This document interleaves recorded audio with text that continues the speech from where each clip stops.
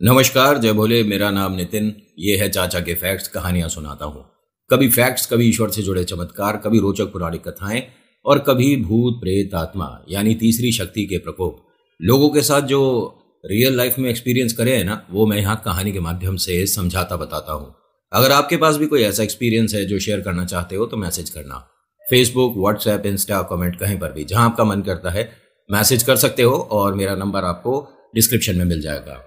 आज जो मैं कहानी सुनाने वाला हूँ ये बाबा श्याम से जुड़ा एक ऐसा चमत्कार है जिसमें कहते हैं ना कि जो घर का सबसे लोगों को मूर्ख लग रहा था उसको भी इतना चतुर चालाक बना दिया कि उसने अपनी परेशानियों पर खड़ा होना और उसे सॉल्व करना शुरू कर दिया।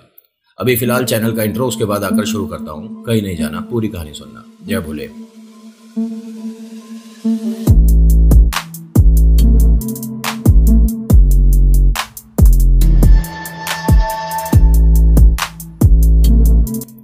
आज की कहानी कह सकते हैं कि दो भाई और उनकी अक्लमंदी से जुड़ी है, जिसमें बड़ा भाई कितना ज्यादा चतुर चालाक और उसकी चालाकी को बहुत ज्यादा शार्प कौन कर रहा था, यानी कि उसकी चालाकी पर धार कौन लगा रहा था, उनकी धर्मपत्नी। ये लोग कितने चतुर और चालाक है, पहले थोड़ा इनके बारे में बताता हूँ। ये एक पूरा परिवार, दो भाई, ठीक है, अपनी दोनों वाइफ और अपने बच्चों के साथ एक परिवार में अपने माता पिता के साथ रहते थे। ये कहानी गाजियाबाद से आई है और इसके तार जो है वो राजस्थान में जाकर जुड़ेंगे। ध्यान से सुनना जरा कहानी। होता क्या है कि एक ऐसा परिवार जिसके अंदर माता पिता जो कि मुखिया हैं, उसमें माता जी तो शुरुआत से ही हाउस मेकर, हाउस वाइफ रहीं, लेकिन जो पिता हैं वो एक सरकारी कर्मचारी थे, तो अब उनकी पेंशन आती थी। उनकी पेंशन को इस्तेमाल करता कौन था? वो खुद ना, उनके बड़े बहू और बेटा। ये लोग कितने चतुर और कितने चालाक कि वो जो पेंशन आता था वो सब अपने पास रखते थे और उसमें से कुछ पैसे किसी को अगर चाहिए घर में खर्चे के लिए, किसी को अगर 1000 चाहिए तो उसे 20 रुपए दे दिए, उसे 100 रुपए दे दिए, बहुत ज्यादा दिमाग ठीक हुआ तो 200 रुपए दे दिए। यानी पूरा परिवार ये बड़े बहू और बेटे के सामने हाथ फैलाए भिखारी के रूप में खड़ा रहता था। हमेशा कुछ भी हो और उनके हिसाब से ही पूरा घर चल रहा था। माता पिता कितने ही परेशान हो, कितना ही उनका मन हो कहीं आने जाने का, खाने पीने का या कुछ नया कपड़ा पहनने का, तो भी बड़ी बहू के आगे भीख मांगोगे। अगर वो खुश हुई तो आपको मिलेगा, वरना नहीं। बड़े भाई का नाम यहाँ मनोज है और छोटे भाई का नाम राजीव है। और राजीव जी ने कहा है कि आप प्लीज हम दोनों का ही नाम लीजिएगा, बाकी पत्नी बच्चों का किसी का भी नाम नहीं लीजिएगा, ऐसा मतलब इनके माता पिता ने कहा है। ठीक है, मनोज और राजीव। बड़ा भाई है मनोज और छोटा भाई है राजीव। राजीव बहुत बार मतलब कोई और काम करने का सोचता था, लेकिन मनोज जिस जगह फैक्ट्री में उसे लगाता था वहीं काम करना है और कहीं नहीं। अब आप सोचोगे मनोज कितना बढ़िया भाई है, भाई है। बड़े भाई का कर्तव्य होता है ना कि छोटा भाई कहीं अच्छी जगह नौकरी करे, 2 पैसे कमाए, अपना फ्यूचर बनाए। नहीं नहीं नहीं नहीं, थोड़ा सा इसे सही से बता देता हूँ। मनोज ऐसी जगह पर उसे काम पर लगवाता था जहां की जो तनख्वाह आएगी, मान लीजिए 1500 में से 500 मिलेंगे छोटे भाई को और 1000 हर महीने बड़े भाई को मिलेंगे। हर बार ऐसी जगह लगाता था। मनोज दिमाग से बहुत ज्यादा चतुर चालाक था। ये कहते हैं ना कि समाज में रहने के लिए जो चापलूसी और चमचागिरी करनी है उसे बखूबी आती थी। यहाँ के जो नेता हैं जहां पर ये रहता था, ये छुटपुटिया नेता नहीं होते, कोई गली का नेता बन गया। ये कोई, मैं बड़े बड़े नेताओं के बारे में बोल नहीं रहा, ठीक है। जो बड़े नेताओं के साथ जो चमचे चलते हैं उनके भी चमचों का चमचो था, मतलब ऐसा कह सकता हूं मैं। बुरा मत मानिएगा, आप भी ये कहानी सुन रहे होगे, लेकिन इन्हें कोई बहुत बड़ा कार्यकर्ता नहीं, चमचा ही कहा जाता है। आसान भाषा में बोल रहा हूं और मैं डायरेक्ट बात करने में ज्यादा बिलीव करता हूं। आपके मन में कोई बात हो ना, सवाल हो सर, तो मैसेज कर देना, आपके पास तो मेरा नंबर भी है। राजीव कई बार शादी के बाद भी ऐसी फैक्ट्री, ऐसी दुकानों पर जाकर इंटरव्यू दे चुका था, एक तरह से कह सकता हूं। यहाँ इसका सिलेक्शन भी हो जाता, पैसे भी ज्यादा कमाता, लेकिन बड़े भाई ने घर में कलेश कर दिया, डांट पड़ गई और उल्टी सीधी बातें बोल दी। दोबारा से वही नौकरी करनी पड़ी जो बड़े भाई ने लगाई है। इनके जो वाइफ हैं जिनसे अभी शादी हुई है, ये बाबा श्याम को बहुत मानती हैं, बहुत ज्यादा, लेकिन इन्हें परमिशन नहीं है कि घर के मंदिर में एक तस्वीर बढ़ाओ, ठीक है। इन्होंने जो घर का मंदिर बना रखा है उसकी पूजा पाठ करनी है तो आपको बड़े वाले जो भाई साहब हैं उनके कमरे में ही जाना पड़ता है, क्योंकि वो मंदिर इनके कमरे से होता हुआ ही है, ठीक है। जब इनकी शादी हुई थी राजीव की, तो इनकी वाइफ ने एक छोटी सी रिक्वेस्ट करी थी, मैं बाबा श्याम की एक तस्वीर अपने साथ लाई हूँ जो कि बचपन से मेरे साथ है और तस्वीर थोड़ी ख़राब हो गई थी। तो राजीव ने उसे ठीक कराया, लेमिनेट कराया, एक फ्रेम में करवाया और अपने मंदिर में रखने चला गया था।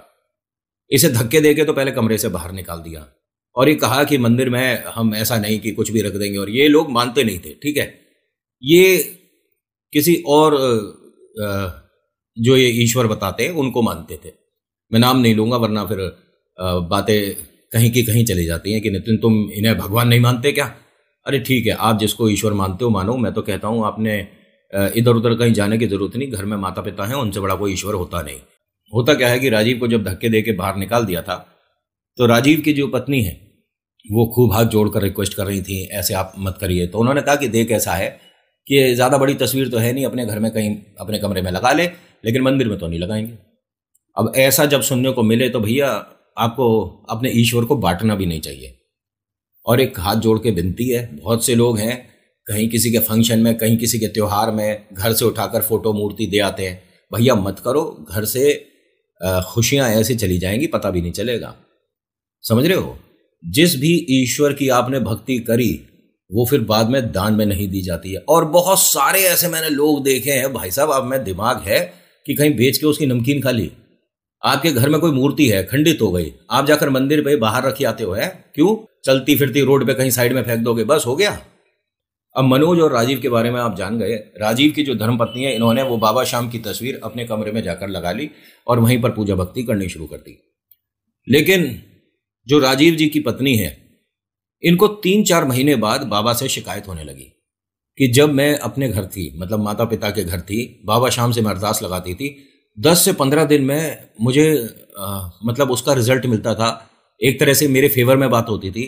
लेकिन इतना समय हो गया, बाबा ने मेरी सुननी बंद कर दी। या तो इस घर में कुछ ऐसी ब्लैक मैजिक या नेगेटिव एनर्जीज हैं जिसकी वजह से ईश्वर भक्ति में ठीक से नहीं कर पा रही। और ये जय श्री श्याम भी ढंग से नहीं बोल पाती थी। इनका ये कहना है कि या तो मेरी ज़बान लड़खड़ाती थी और या मुझे कोई काम बता दिया जाता था। वैसे तो दीदी मैं एक बात बोलूँ, जय श्री श्याम बोलने में अगर आपका मन जुड़ा हुआ है तो दुनिया की कोई ताकत नहीं रोक पाएगी। ठीक है, ये तो वक्त ऐसा चल रहा होता है कि मतलब हमें ऐसा लगता है हम पूजा पाठ ढंग से नहीं कर पा रहे। अरे कौन ऐसी ताकत है, ऐसा कौन सा काला जादू, ऐसा कौन सा भूत प्रेत जो कि ईश्वर भक्ति करने से आपको रोक दे? मन में एक बार विश्वास तो करो। होता क्या है कि मनोज और राजीव अब रोज थोड़ा थोड़ा आर्गुमेंट होने लग गया था। एक बार की बात है जब राजीव जी के दिमाग में इनकी वाइफ ने बहुत सारी बातें भर दी। मैं तो सीधा सीधा बोल रहा हूं। अब यहां झगड़े पे बात आ सकती थी। खाने का समय था, सब लोग खाना खाने बैठे थे। तभी मनोज से राजीव क्या कहता है, मतलब बड़े भाई से छोटा भाई क्या कहता है कि भैया मैं कोई अपना काम क्यों नहीं कर सकता? आप पूरे दिन ये कभी किसी कार्यकर्ता के साथ चले गए, कभी किसी के साथ चले गए, महीने की जो तनख्वाह आती है वो भी मेरी आप ले लेते हो, हैं 80% तो आप ले लेते हो, पापा की जो पेंशन आती है वो भाभी रख लेती है। हमारा घर चल कैसे रहा है? और मुझे भी अपने बच्चों को देखना है, पढ़ाई देखनी है, और मेरी पत्नी भी अगर कहीं आने जाने की कहती है, हमारा इतने समय से प्लान है कि खाटू श्याम जाना है, हमें एक बार वैष्णो देवी दर्शन करने हैं, शादी के बाद जाना था, हर बार आपसे भीख मांगते मांगते थक गए। तो भाई ने कहा कि अच्छा तुझे अपना काम करना है, क्या करना है? तो इसने कहा कि मैं गाड़ी चलाऊंगा, ड्राइवरी करूंगा। तो इसने कहा कि हमारे मूंछों पर बात आएगी। ठीक है, अरे इस घर का लड़का होके तू ड्राइवरी करेगा? कह रहा क्यों, घर में भी तो मैं नौकर ही हूं। अगर मैं बाहर भी किसी की नौकरी कर रहा हूं तो भी नौकर हूं, मैं कौन सा कोई बाहर अपना काम कर रहा हूं। आप जिस फैक्ट्री में लगवा देते हो, 4 महीने वहां काम करवाते हो, उससे आपकी बातचीत खराब हो जाती है तो मुझे वहां से निकलवा देते हो। ये कर क्या रहे हो आप, और कब से चल रहा है? तो जो मनोज की वाइफ है, इन्होंने कहा तेरे बड़ी जुबान चल रही है और ये तू नहीं बोल रहा, ये तेरी पत्नी के शब्द हैं, ज्यादा ही इसने तेरे कान भर दिए हैं, उसकी वजह से तेरा तोते जैसा मुंह चल रहा है, बड़े भाई से बात करने की तमीज नहीं है। उसने कहा जी बड़ा भाई और मैं आपस में बात कर रहे हैं तो आप बीच में मत आओ। जैसे ही इसने ये बोला तो मनोज ने इसके थप्पड़ मार दिया। अब भैया कोई भी पत्नी अपने पति का इस तरह से अपमान बर्दाश्त नहीं करेगी। उसने साफ कह दिया कि अगर आपको इतनी ही परेशानी है जो आपने इन पर हाथ उठा दिया, तो पिताजी की पेंशन भीख के तौर पे अपने पास रख लेते हो, और ये जो महीने की तनख्वाह कमाते हैं उसे भी भीख के तौर पे अपने पास रख लेते हो। अगर आप में इतना ही मर्द होने वाली बात है ना, और मूंछों वाली बात है, तो खुद कहीं नौकरी क्यों नहीं करते? अरे क्यों हमारे और पिता के पैसों पे पल रहे हो? ऐसा कुछ बोल दिया उसने। अब इनके पिता और सास उठती हैं, छोटी बहू को और राजीव को अंदर कमरे में लेकर जाते हैं और उनके आगे हाथ जोड़ते हैं कि बात बहुत बिगड़ जाएगी, बस तुम दोनों शांत हो जाओ। हम भी तो एक अपमान का घूंट पिए बैठे हैं ना, ये सब बेकार कर देगा। अब तुम जानते हो इन दोनों का दिमाग कैसा है। उन्होंने कहा मम्मी आप मेरी बात मानो, जब तक आप कहोगे नहीं और जब तक ये मानेंगे नहीं, कहना जरूरी है।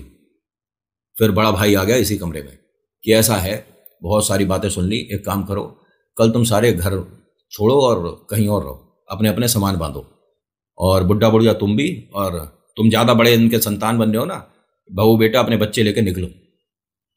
अब ये नहीं समझ आई भाई, घर माता पिता का है और ये बड़ा बेटा कह रहा है कि तुम सारे यहाँ से निकलो। भाई बहुत दिमाग है। ये जो बहू है, छोटी बहू, इन्होंने कहा कि आपको परेशान होने की जरूरत नहीं है, मेरा बड़ा भाई जो है वकील ही है, और जिस जगह वकील है तो लोग कहते हैं कि उससे बड़ा वहाँ वकील कोई है नहीं, आप टेंशन मत लो। मैं इनके अपमान से या इनकी धमकियों से डरने वाली नहीं हूँ। मैं भी देखती हूँ कि ये आपको घर से कैसे निकालते हैं। ठीक है हम दोनों चले जाएंगे, लेकिन आप दोनों नहीं, मम्मी पापा आपका घर है। तो इनके मम्मी पापा ने कहा कि बेटा हम सिर्फ तुम दोनों के साथ रहना चाहते हैं, ये घर रहे या चला जाए। राजीव ने कहा कि नहीं, ना तो तुम्हें अपने भाई को इसमें इन्वॉल्व करने की जरूरत है, ना मम्मा पापा आप परेशान हो, मैं सब कुछ ठीक करके आता हूं। अब सब लोग चिंतित कि भैया कैसे ठीक करके आ रहा है। ये बाहर गया और इसने भाई के पैर पकड़ लिए और भैया मुझसे बहुत बड़ी गलती हो गई, उसकी तरफ से मैं माफ़ी मांगता हूँ, ये है वो है, बहुत सारी बातें हुई। मतलब ये आंखों से ऐसे रो रहा था जैसे मतलब इसकी बहुत बड़ी गलती हो। क्या गलती थी इसकी, क्या गलत कह रहा था कि घर में सब लोग अपने मेहनत करो और अपना अपना पैसा कमाओ, ठीक है, क्या गलत कह रहा था। ये भी अपने बच्चों को बाहर घुमाना चाहता है, ये भी अपनी धर्मपत्नी के साथ बाहर शॉपिंग करना चाहता है, ये भी अपने माता पिता को 4 धाम की यात्रा कराना चाहता है, तो क्या गलत करता था।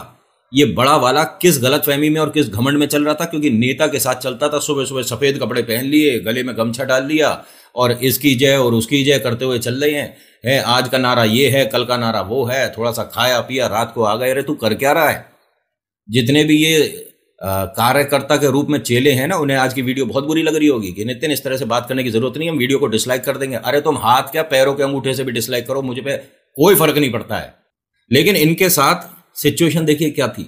यहां पूरा परिवार एक कदम उठाने वाला था और छोटे वाले भाई ने, राजीव ने, जाकर पैर पकड़ लिए। बड़े भाई ने कहा कि ठीक है, तेरी इस गलती को मैं एक तरीके से माफ कर रहा हूं, और एक गाड़ी बिक रही है सेकेंड हैंड, और उसमें तू ड्राइवरी कर, तुझे ड्राइवरी करनी है। ये बहुत खुश हुआ, इसने कमरे में आकर सबको बताई। अब सब लोगों को बहुत अजीब लगी बात कि अभी हाल फिलहाल में उसने इतना अपमान किया, धक्के देके बाहर निकालने की बात आ रही है, थप्पड़ मार दिया, उसके बाद भी तुम उसके पैरों में जाकर लेट गए। इसने कहा नहीं नहीं सब ठीक कर देंगे। मैं 1 मिनट देख। वो गया अंदर कमरे में, खाटू श्याम बाबा की तस्वीर लाया और ऐसे लेकर खड़ा हो गया। अपनी धर्मपत्नी से कहता है कि अगर तू इन्हें मानती है तो मुझे ये काम करने दे, मुझे गाड़ी चलाने दे। उसने कहा कि जब आप बाबा को सामने ले आए तो मैं क्या बोलूं। भाई साहब 1-1.5 हफ्ते में वो गाड़ी का सारा प्रोग्राम हो गया, खरीद बेच जो भी होनी थी हो गई, और उसके अंदर जिम्मेदारी एक तरह से छोटे वाले पे डाल दी। बड़े वाले ने घर में ये बोल दिया था कि मैंने खरीदी है, लेकिन उसकी सारी जिम्मेदारी ना, उसमें कागज वगैरह जो लगाने थे वो छोटे के लगा दिए। छोटे वाले को पता ही नहीं, जबकि पढ़ा लिखा है, इसने 10वीं कर रखी थी, ये कम से कम कागज को पढ़ तो सकता था कि किस पे साइन हो रहा है, आधार कार्ड कहाँ लग रहा है, क्यों मेरी तस्वीरें लिए जा रही हैं, और कुछ नहीं पता, बस बड़े भाई ने कह दिया तो कर। होता क्या है कि भाई साहब गाड़ी आ गई, घर में खुशी का माहौल था, लेकिन जो मनोज की पत्नी है वो और राजीव की जो पत्नी है, इन दोनों के बीच मन में एक खटास आ चुकी थी, और पता नहीं बड़ी वाली के दिमाग में ये चल रहा था कि इनका वो हाल करूंगी कि सड़क सड़क घूमेंगे ये। राजीव और इसकी पत्नी और राजीव के मम्मी पापा, यानी अपने सास ससुर के बारे में कह रही है, और इनके बच्चे, राजीव और उसकी पत्नी के बच्चे, सड़क पर भीख मंगवा दूंगी। उसके दिमाग में ये चल रहा था, और वो बोल भी चुकी थी। कहानी में बहुत सारी चीजें मैं हटाकर आपको सुना रहा हूं, क्योंकि जब वाद विवाद होता है तो मुंह से ऐसे ऐसे शब्द निकलते हैं जिसे सुनने के बाद लगता है कि ये अपने परिवार के लिए कैसे बोल सकता है। भाई साहब गाड़ी आ गई, गाड़ी आने के बाद अब गाड़ी बुकिंग पे जाने लगी। कभी बुकिंग मिल रही है, कभी नहीं मिल रही है। अब जब नहीं मिल रही तो वो घर पे है। तो इनकी जो भाभी जी हैं उन्हें बहुत बुरा लगा कि 2 दिन से घर पर बैठा, कोई काम वाम नहीं है तुझे। उसने कहा भाभी आज कोई बुकिंग आई नहीं है, मैं कैसे क्या करूं। अरे तो जहां ये सब टैक्सी खड़ी होती है वहां जाकर खड़ा हो, नहीं नहीं, वहां पर नहीं जा सकते मैं, और वो कहते हैं कि फिर महीने के पैसे देने पड़ेंगे अगर यहाँ पर गाड़ी खड़ी करोगे। तो तू 2-4 बार तो बुकिंग पे जा ही चुका है, वहां पैसे दे। नहीं, वो पैसे मेरे पास कहाँ होते हैं, वो मैं भैया को दे देता हूँ। ज्यादा जबान चल रही है तेरी, बदतमीज। और ऐसा बोलकर वो हर बार कुछ ना कुछ बोलकर, कुछ ना कुछ बोलकर, अब इसे भी बात अजीब लग रही है कि आज 8-10 दिन हो गए मैं मतलब घर पर ही हूँ, और बात तो ठीक ही है भाभी की, मैं समय खराब कर रहा हूँ। तो राजीव उठकर बाहर जा रहा था, भाई ने कहा कि कहाँ जा रहा है। उसने कहा मैं आसपास कोई जैसे लाला की दुकान है, परचून की दुकान है, इन पे किसी से नौकरी की पूछ लेता हूँ कि कोई बुकिंग आएगी तो मैं उस दिन की छुट्टी ले लूँगा। भैया ने कहा हाँ, तेरे हिसाब से थोड़ी ना चल रहा काम। कोई ऐसा मूर्ख होगा जो कहेगा कि ठीक है, जितने दिन हमारे काम कर रहा है कर ले, बीच में कोई गाड़ी की बुकिंग आएगी, कहीं जाना होगा तो हम उस दिन की छुट्टी दे देंगे। बहुत बढ़िया, तू तो बेवकूफ़ आदमी है। उसने कहा भैया फिर या तो मैं घर पर रहूं और फिर भाभी के ताने सुनूं, या मैं बाजार में जाऊं और कोशिश करूं, क्या करूं? बहुत जुबान चल रही है। और ये तू नहीं, तेरी ये जो वकील की बहन है ना, वो ज़्यादा बोल रही है। वो किसी गलतफहमी में ना हो, मंत्री का हाथ है मेरे ऊपर। उसने कहा भैया अब उसे क्यों बीच में ला रहे हो? मेरे जो साले साहब हैं उन्होंने कुछ कहा है क्या? वो तो घर भी नहीं आते, आपने जब से मना किया है कि उसके घर से कोई नहीं आ सकता, तब से वो नहीं आए। रक्षाबंधन पे भी नहीं आया है। आप मतलब क्यों उन्हें बीच में ला रहे हो? अगर वो बीच में आ गया होता तो आपका मोर तो उसी समय बन जाता जिस समय आपने हाथ उठाया था। समझ रहे हो भाई साहब? होता क्या है कि ये भाई ने एक तरह से परमिशन दे दी कि जा बाजार में नौकरी पता कर ले अगर कहीं मिलती हो तो। इसने अपने घर से करीब 1-1.25 किलोमीटर दूर एक बहुत बड़ी परचून की दुकान थी, उनके बड़े बड़े गोदाम वगैरह भी थे, और शादी ब्याह की अधिकतर वहां पर पर्ची बनती थी। समझ रहे हो? ऐसी दुकान होती है, और आपके भी घर के आसपास होगी, जहां पर अधिकतर राशन भर भर के जाता है। मतलब कोई शादी में जा रहा है, कोई बड़ी पार्टी में जा रहा है, वहां पर 1 किलो आधा किलो वाला बहुत कम ग्राहक होता है। इसने जाकर अपनी सारी बातें बताई। उन्होंने इसे रख लिया।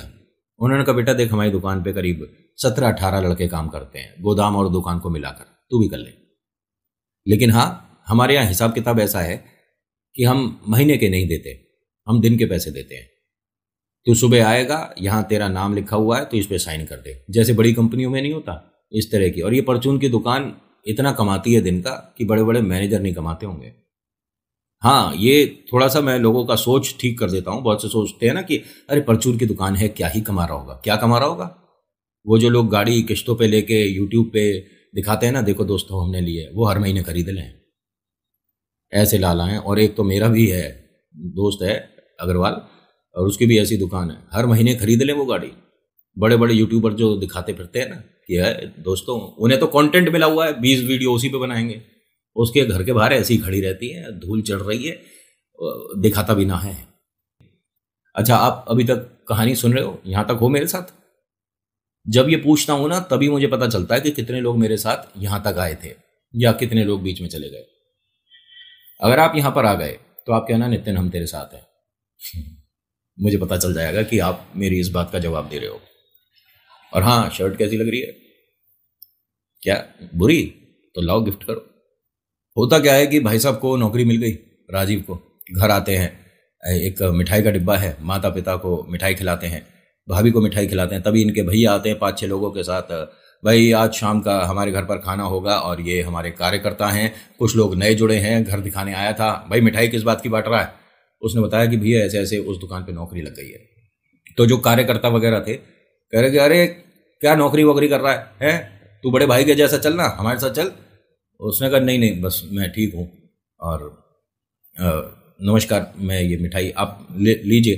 पूछा कि अरे फिर भी मिठाई खाते खाते बोल रहे हैं, कहीं नौकरी करने की जरूरत क्या है, अपने मंत्री साहब के लिए काम करना, ₹1-2 सुबह सुबह तेरे को दिलवा दिया करेंगे, जो खाना पीना है तेरे को बता, क्या खाएगा क्या पिएगा। तो ये छोटे वाले ने क्या कहा कि नहीं नहीं जी, आप मंत्री की सेवा करिए, मैं शाम की सेवा करता हूँ। ये शाम कौन है? पार्षद है? MP है? कौन है? उन्होंने कहा MP पार्षद क्या बोल रहे हो आप, मैं खाटू श्याम बाबा के बारे में बोल रहा हूँ। हाँ तो ये कौन है, कहाँ से चुनाव लड़ता है? अब इनकी जो पत्नी है, राजीव जी की पत्नी, वो हंस गई कि इसे कहते हैं मूर्खता।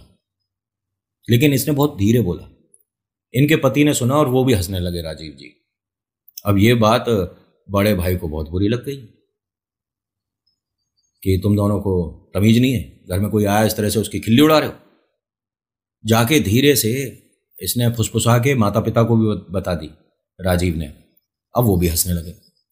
तो ये जो कार्यकर्ता लोग आए थे इन्हें थोड़ा अजीब लगा, अपमान लगा कि इस तरह से बदतमीजी कर रहे हो, तो तुम्हारे ये बुढ़े बुढ़िया भी हंस रहे हैं और ये दोनों भी हंस रहे हैं, किस बात पे मेरा मजाक बना रहे हो? मनोज की पत्नी और यहाँ सारे कार्यकर्ता देख देख के परेशान हो रहे थे और कह रहे थे कि तुम सारे हंस किस बात पे रहे हो? जब तक ये नहीं बताओगे ना तब तक हम यहाँ से जाने वाले नहीं हैं। और मनोज, हम तेरे को भी मतलब जो लाला के मतलब ये मंत्री को लाला बोल रहे हैं उनसे भी बोलकर हटवा देंगे। हमारा अपमान करने को बुलाया तूने? हम तो घर पर शाम की पार्टी के लिए आ रहे थे और हमारा इस तरह से अपमान। उसने कहा अब तुम बताओगे किस बात पे हंसे हो सारे?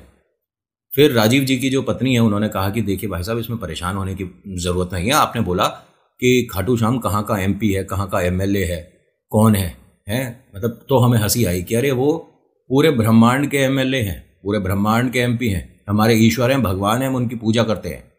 तो सारे कार्यकर्ता हंसने लग गए। अच्छा, तुम अपने भगवान को कह रहे थे? अरे कौन है? खाटू श्याम है, ठीक है। और तुम्हारी क्या मदद कर दी? मुझे पता है तुम सबके बारे में। बस मनोज ने ये बताया था कि चपड़ासी और नौकर रखे हुए हैं घर में जिन्हें तनख्वाह भी देने की जरूरत नहीं पड़ती। अब हम सारे हंस लेते हैं और ये सारे हंसने लगे। माता पिता को बड़ा बुरा लगा कि ये हमारे ही घर में खड़े होकर हमारे बच्चों का और हमारा अपमान कर रहा है और बड़ा वाला इसके साथ हंस रहा है।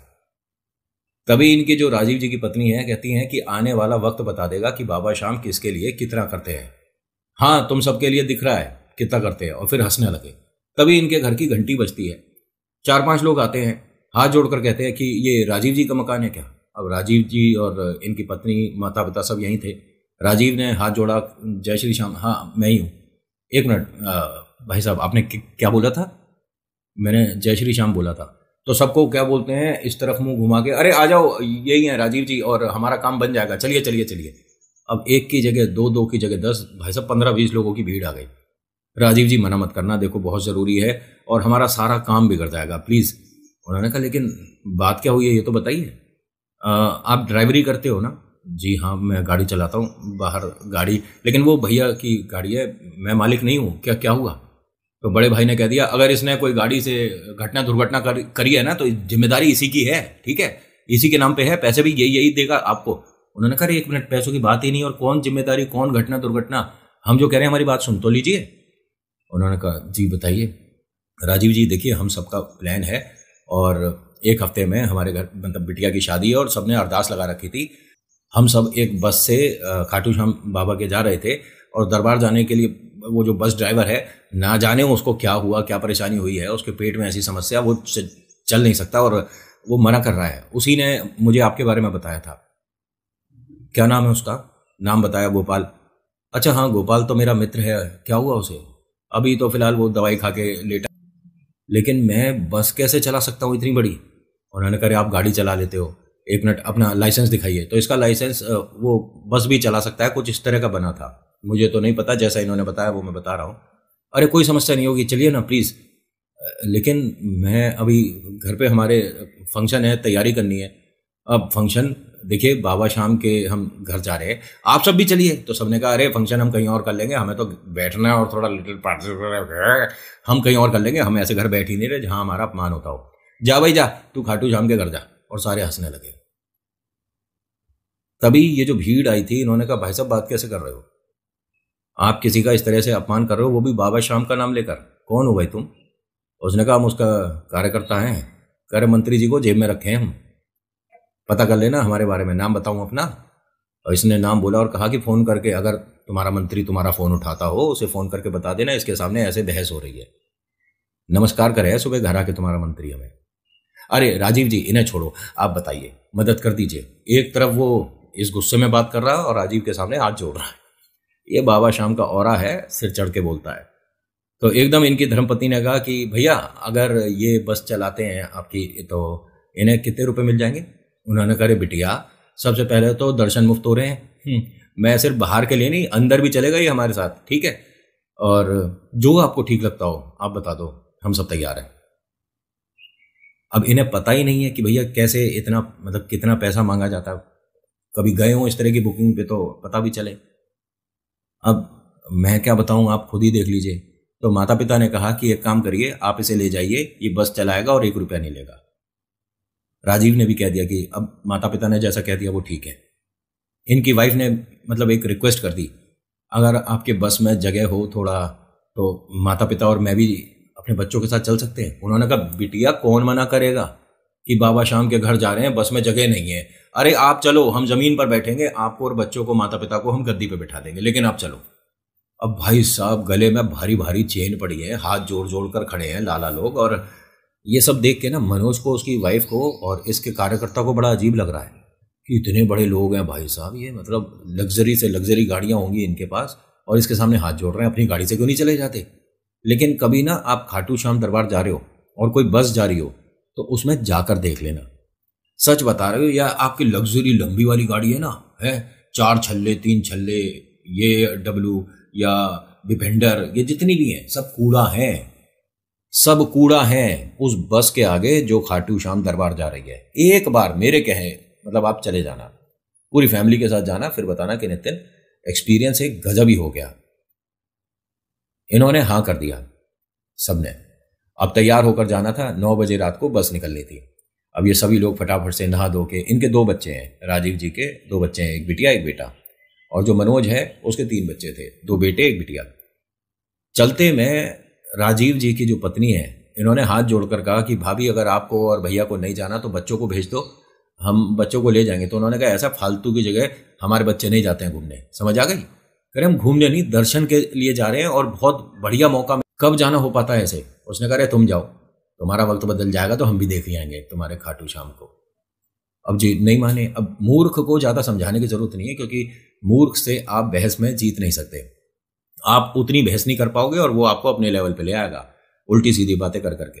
आपका दिमाग भी खराब होगा और हो सकता है कि जबान भी खराब हो जाए। अब यहाँ से माता पिता, राजीव, उनकी धर्मपत्नी और दोनों बच्चे बाबा श्याम के घर जाने के लिए निकल गए। ये बस पे बैठता है, स्टीयरिंग को हाथ लगाता है और हाथ जोड़कर कहता है कि कोई गलती ना हो, आते जाते में मुझसे कोई समस्या ना हो। अब ये भाई साहब जब गए, वहां जाने के बाद दर्शन करा, दर्शन करके बाहर आए तो चमत्कार हो गया। इन लोगों ने कहा कि देखिए हमारे को आना जाना पड़ता है ना, तो ड्राइवर का हमेशा समस्या रहता है, आपका नंबर आप हमें दे दीजिए और हमें महीने में 2 बार कोई ना कोई एक बस जाती ज़रूर है। अब इन्होंने, राजीव जी ने कहा कि लेकिन मैं जो गाड़ी चलाता हूँ वो भी तो देखनी है। उन्होंने, सब ने कहा कि एक काम करिए ना, हम एक मिनी बस खरीद के आपको दे देते हैं और खाटू श्याम की फ्री सेवा है जी। हाँ, और आप एक काम करिए, महीने के आप हमसे तनख्वाह लीजिए ना। अब राजीव की धर्मपत्नी, उसके मम्मी पापा सब यहीं खड़े हैं। महीने की तनख्वाह? हाँ हाँ, एक काम करते हैं, हाँ भाई सब लोग तैयार हो, इतने महीने की तनख्वाह कर देते हैं राजीव जी की, बोलो। हाँ, अच्छे लोग हैं, प्यारा परिवार है, और बाबा शाम के आओ और कोई चमत्कार ना हो, ऐसा कैसे। इसमें एक काम करो, 2000 और बढ़ा दो। अब 2000 और बढ़ा दिए। भाई साहब जो तनख्वाह बता रहे हैं, आज तक इतने पैसे इसने कमाए नहीं थे। और इन्होंने कहा कि अगर कोई बस जाएगी तो ठीक, नहीं जाएगी तो भी तनख्वाह मिलेगी, और हम 2 दिन में ही बस खरीद के एक यहाँ पर हमारा गोदाम है उसके बाहर ही खड़ी कर देंगे और उस पर आगे नाम भी आपका लगवा देंगे, राजीव जी की सेवा है। और ये, अरे नहीं आप इतना मत करिए। उन्होंने कहा देखिए हम कोई नहीं होते करने वाले, जो कर रहे हैं अंदर बैठे हैं, बाबा शाम की तरफ से ये बात है और बस यही चलेगा। इसने भाई साहब 3 साल इन लोगों की बस चलाई। उसके बाद पैसे जुड़ गए तो सभी से हाथ जोड़ के विनती करी कि क्या मैं भी अपनी कोई एक आध गाड़ी बना सकता हूँ। उन्होंने कहा बिल्कुल बनाओ। इसने अपनी एक गाड़ी खरीदी सेकंड हैंड, उसे टैक्सी पे चलाया, उसके बाद एक और खरीदी, उसके बाद एक और खरीदी। आज 37 गाड़ियां हैं, 37 गाड़ियां, ये जो राजीव है इनकी। और कहते हैं कि मैं कहीं भी जाता हूं, मतलब मेरी गाड़ियां, तो हर किसी को बोल रखा है कि आपको ₹1-2 घटाना हो घटा लो, लेकिन अगर कोई खाटू श्याम दरबार जा रही है गाड़ी और वो कहता है ना कि अभी पैसे नहीं है भैया, जब होंगे दे देंगे, तो चले जाओ, तेल पानी खर्चा मेरा, बाबा शाम को मना नहीं। और आज ये ऐसे लेवल पे है कि खाना घी से खाया जा रहा है। मतलब मैं ज़्यादा चीज़ें इनकी जो हैं वो बोलूँगा ना तो फिर लगेगा कि यार ऐसा कैसे हो गया। ऐसा इसलिए हो गया कि इनकी आस्था बाबा शाम पे इतनी बढ़ती चली गई कि कोई जाओ या ना जाओ, ये महीने में एक बार पूरा परिवार बच्चों समेत खाटू श्याम दरबार जाते हैं। और इनके साथ जो चमत्कार होते जा रहे हैं, ये तो मैंने बस एक बताया है। इनकी वाइफ के साथ, इनके जो वाइफ का भैया है वकील, उसके साथ, क्योंकि वो एक ऐसी परेशानी में फंस गया था जिससे बाहर आना पॉसिबल नहीं था। उसके ऊपर हर तरह से बड़ा प्रेशर आ गया था। और इनके भैया भी कहते हैं कि अगर खाटू श्याम बाबा ने आप पर अपनी दिव्य दृष्टि डाल रखी है तो आपका बाल भी बांका नहीं होता। और ये ना चीज़ ब्लैक मैजिक से भी जुड़ी है। इनके जो वकील भैया हैं, इन्होंने किसी को कमरा किराए पर दे रखा था, अपने घर का ऊपर वाला, और उसने ऐसी क्रिया पढ़ दी थी कि जो वकील साहब इतनी मतलब किताबें पढ़कर वकील बने थे, और एक ऐसे वकील कि जिनके सामने दूसरा खड़ा होने से सोचेगा कि यार इसके सामने क्या ही, उनकी बुद्धि घूम गई थी। और वो डिटेल में बताऊंगा, लेकिन आज की कहानी इतनी है। आपको अगर ठीक लगी हो तो प्लीज़ लाइक करके जय श्री श्याम लिख देना। अगर नहीं लगी हो अच्छी, या मैं सुनाते में थोड़ा एक्साइटेड हो गया, आपको अच्छा नहीं लगा, तो डिसलाइक कर देना, लेकिन जय श्री श्याम लिख देना। So thank you so much for watching. मेरा नाम नितिन है। मुलाकात करूंगा एक नेक्स्ट वीडियो में। हर हर महादेव, जय भोलेनाथ, धन्यवाद।